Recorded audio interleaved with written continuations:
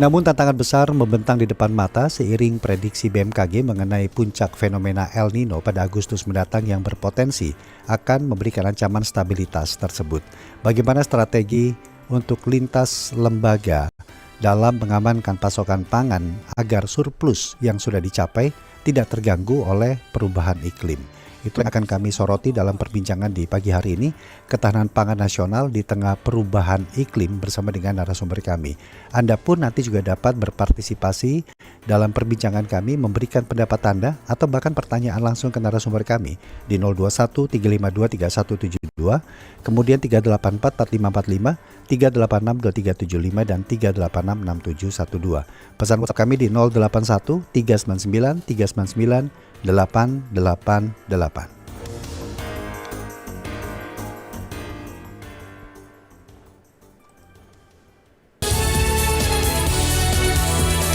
Pro 3, Jaringan Berita Nasional. Terkait dengan topik kami, yaitu ketahanan pangan nasional di tengah perubahan iklim, dan kini kami sudah tersambung bersama dengan Sekretaris Utama Bappenas, Sarwoedi.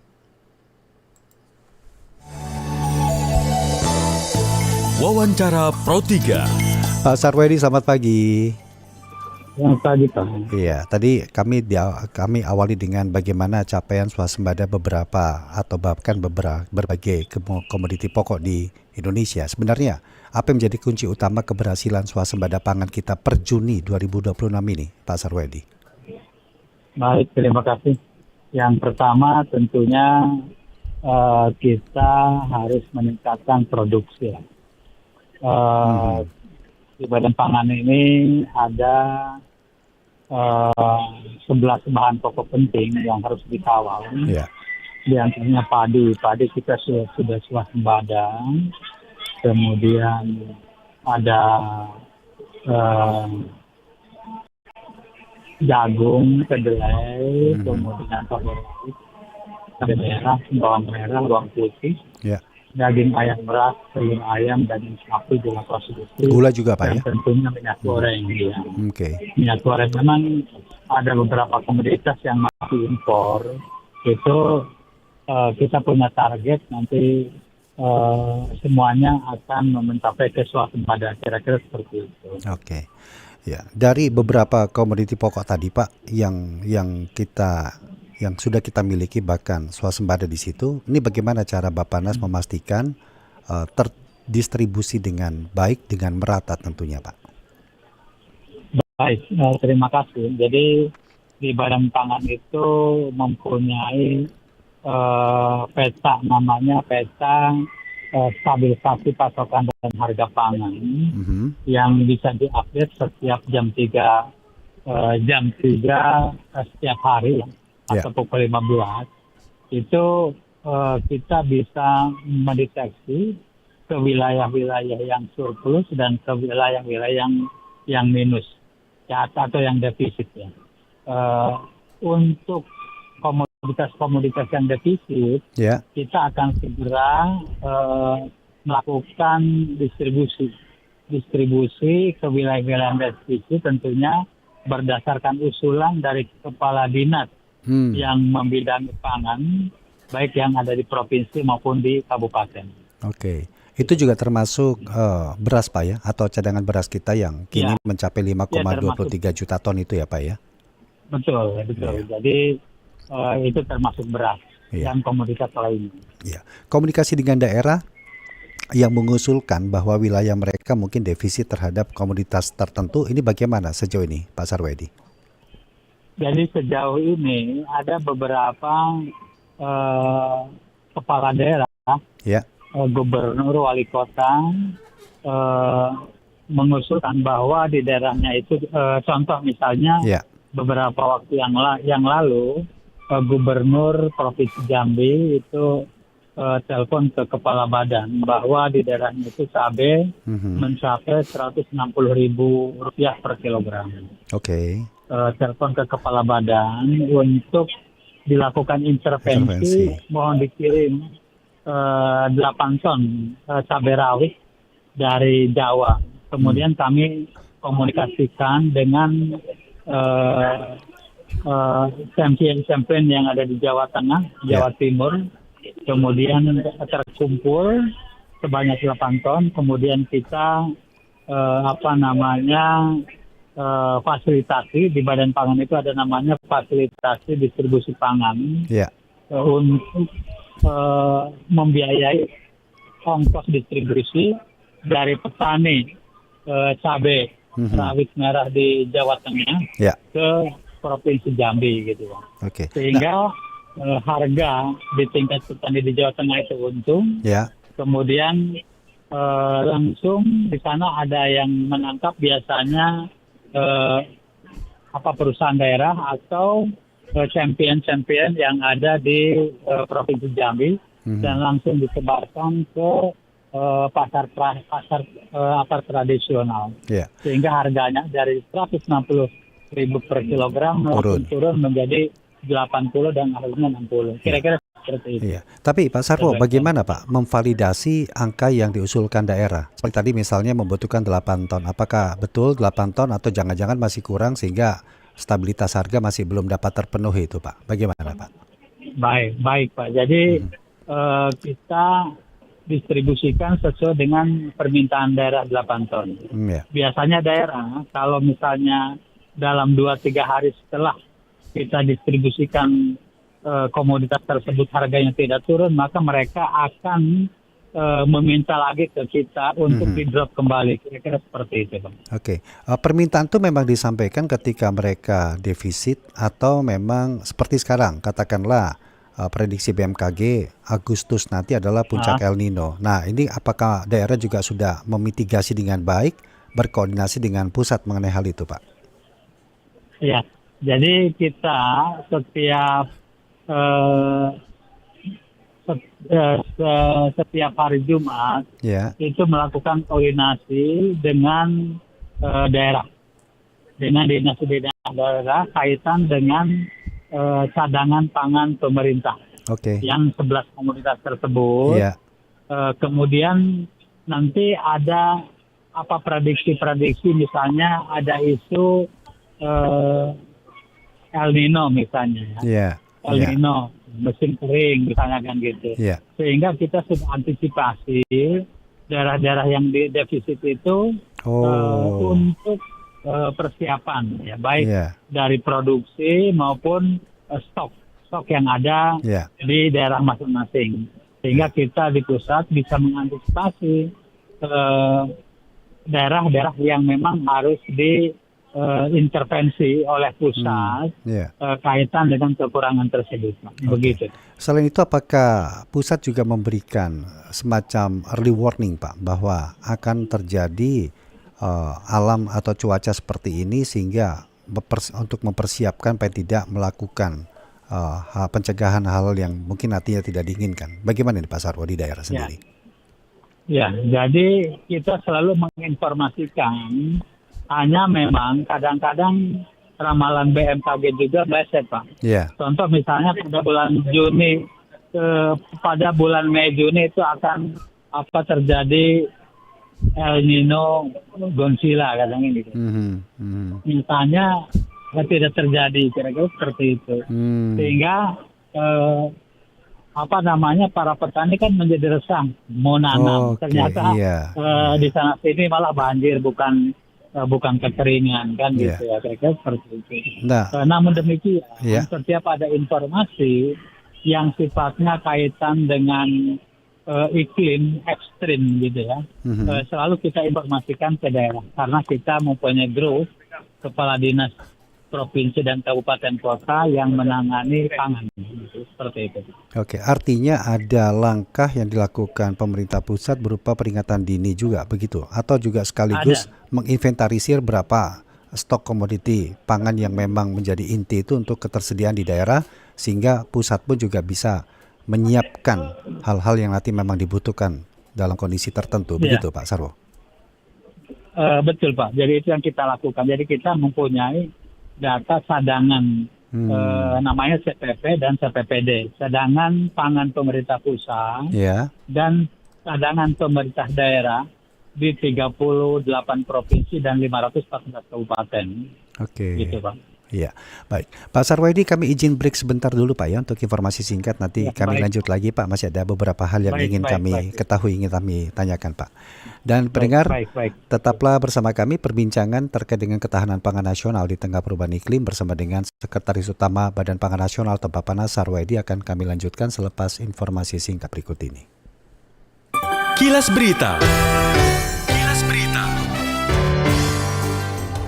Menteri Kebudayaan Fadlizon meresmikan Balai Budaya Elidan di Luwak Batingkok, 50 Kota, Sumatera Barat. Fasilitas tersebut diharapkan menjadi ruang pengembangan seni dan budaya masyarakat setempat. Ia menegaskan akan terus mendukung kegiatan seni dan budaya baik dalam kapasitas pribadi maupun sebagai menteri karena menurutnya memajukan seni budaya menjadi kewajiban moral terutama di wilayah yang memiliki kedekatan sejarah keluarga. Informasi selengkapnya dapat Anda baca di laman resmi kami rri.co.id.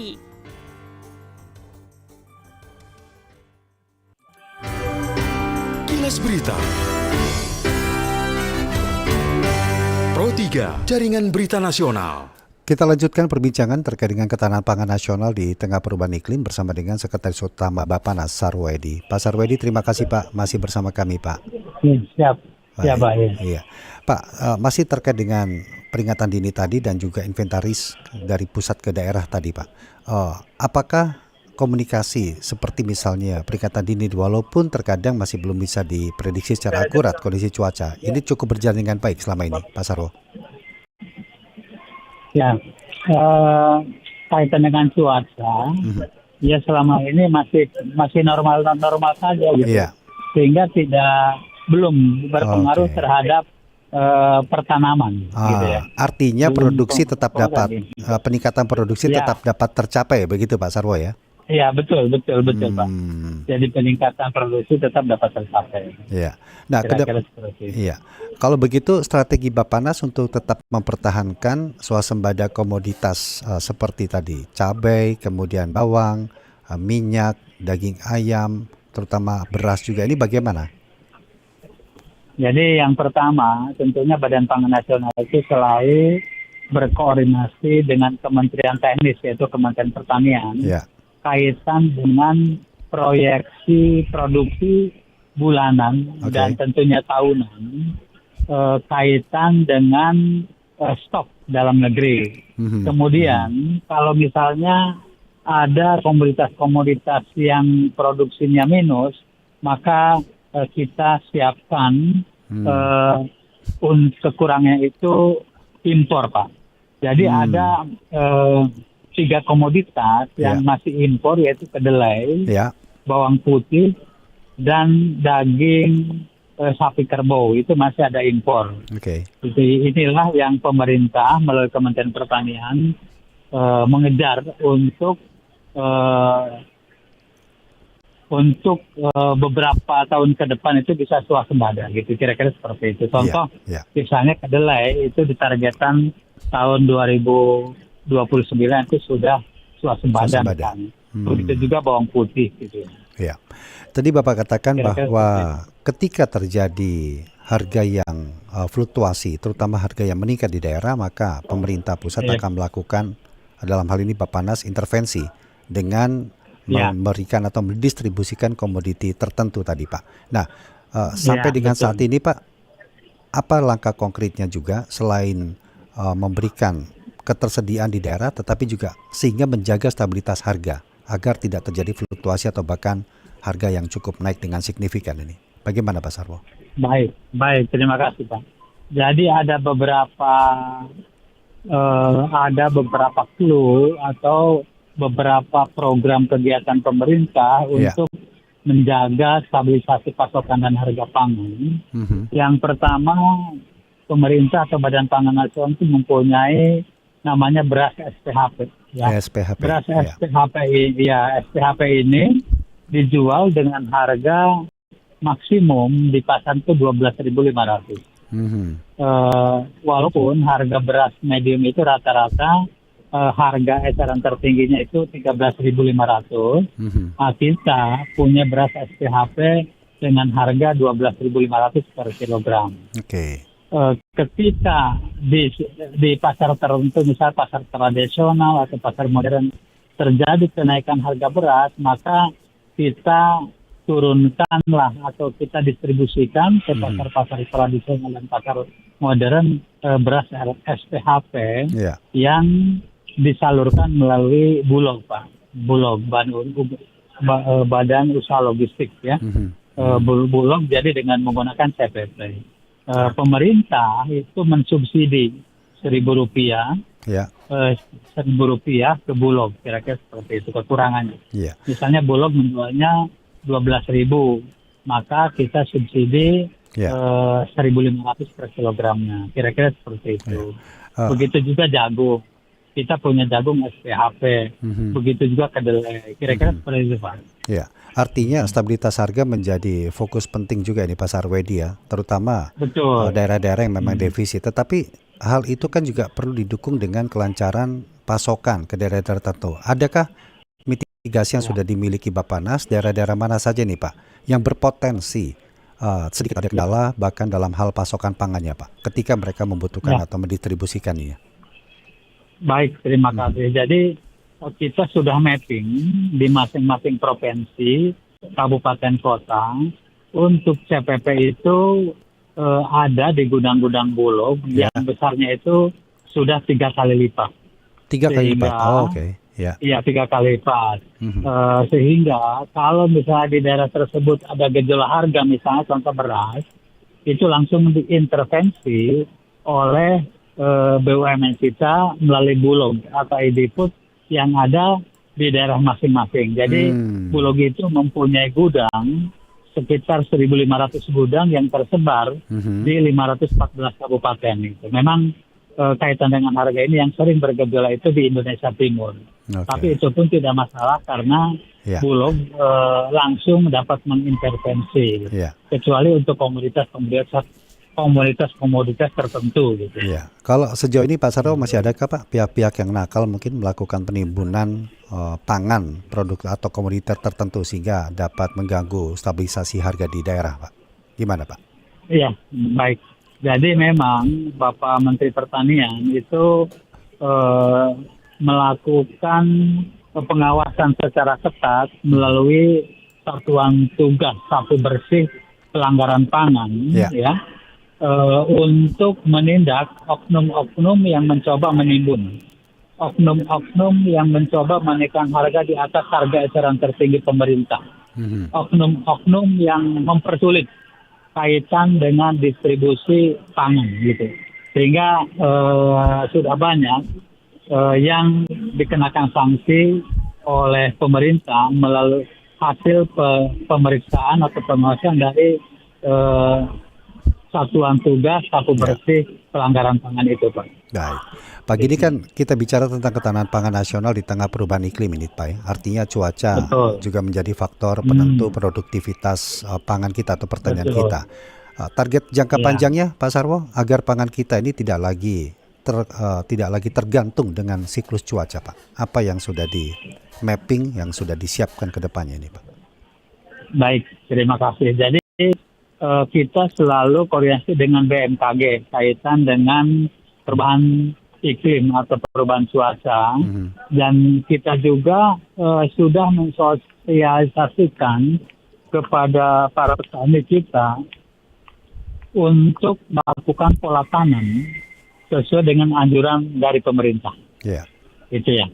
Hanya kelemahannya adalah ramalan itu tidak selalu terjadi karena sekarang ini banyak anomali iklim gitu ya. Anomali iklim. Jadi kata BMKG nanti bulan Mei Juni itu akan terjadi iklim ekstrim. Nyatanya tidak terjadi. Akan terjadi kekeringan yang panjang. Nyatanya tidak terjadi. Contoh Juni itu akan kekeringan panjang. Buktinya di mana-mana banjir gitu. Jadi ini juga mempengaruhi petani untuk menanam aktivitas tanamnya. Karena mereka prediksinya katanya akan kering, nggak menanam gitu. Sementara di mana-mana banjir ya. Jadi oleh karena itu iklim ini saat ini ya Pak ya, saat ini tidak bisa diprediksi dengan baik, kira-kira seperti itu. Oke, tetapi tetap memantau terus Pak ya. Iya, Baik. ya kita tetap memantau. Iya. Pak Sarwedi, terima kasih banyak Pak untuk waktunya Ya. sudah berbincang Ya, bersama dengan Pro sama-sama, 3 RRI Bapak, ya. di pagi hari ini Pak. Salam Baik. sehat Pak, selamat pagi. Baik, Ya. selamat pagi Pak.